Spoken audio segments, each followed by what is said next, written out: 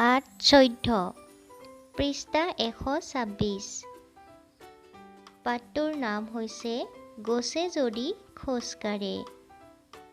তোমালোকে ইয়াত এডাল কাৰ্টুনৰ সহ গছ দেখিবলৈ পাইছা আৰু এজন ল'ৰা আৰু এজনী ছোৱালীয়ে গছডালৰ ফালে চাই আছে।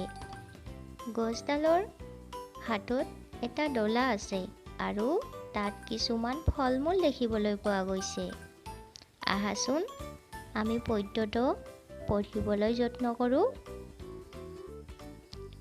গছে যদি খোজ কাঢ়ে। গছে যদি আমাৰ দৰে পাৰে কথা ক'ব, গছে যদি খোজ কাঢ়ে কেনে মজা হ'ব।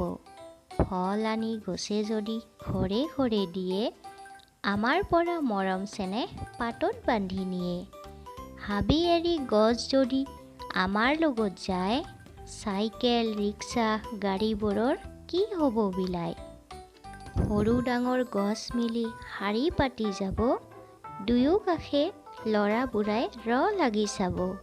কেনে মজা হ'ব যে ভাই কেনে মজা হ'ব, গছবোৰো আমাৰ দেখোন লগৰীয়া হ'ব।